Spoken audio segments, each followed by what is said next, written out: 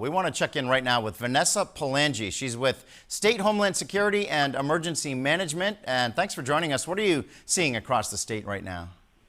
Good afternoon, Jamie. We are seeing dozens of road closures in different areas across the state. The western part of the state, we're starting to see some in the Lakes region, some around the capital city area. We're asking people to stay off the roads if they are able to. The safest place to be right now is at home.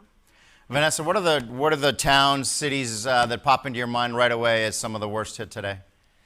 I would say it's a lot of the towns that were already hard hit. Towns like Antrim, Alstead, Ackworth. Ackworth still had a significant amount of roads that were out from the most recent round of rain, and they continue to have the same problems. Flooding is a significant issue in different areas of the state as well. We're seeing a lot of flash flood warnings, so there's pockets of flash flooding. Manchester has had an extreme amount of flooding beginning last night. So there are a lot of different areas in the state that are kind of widespread across the state. There's no one area that seems to be doing better than others in a lot of these places. So do you have your staffing spread out across the state? And I'm guessing a lot of them were due to start their day at New Hampshire Motor Speedway today, right? And their days ended up drastically different than they thought they would? We already had the state's emergency operations center set to open at a partial activation, and we have a fair amount of staff that was in the state's emergency operations center.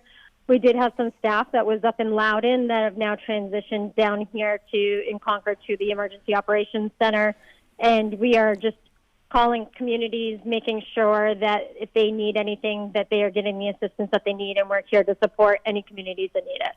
And before we let you go, what is your message to New Hampshire residents right now about these storms?